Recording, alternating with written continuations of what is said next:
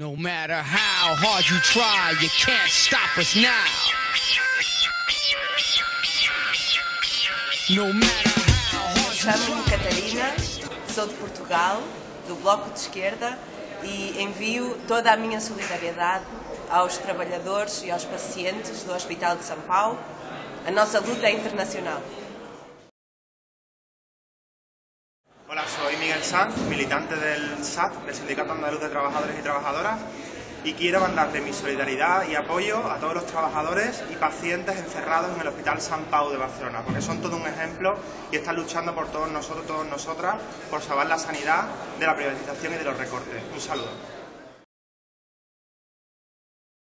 Hola, me llamo Rabea, que soy militante del SDS de Berlín. Os mando toda mi solidaridad desde Alemania, que vuestra lucha es todo un ejemplo para toda la gente de la izquierda aquí.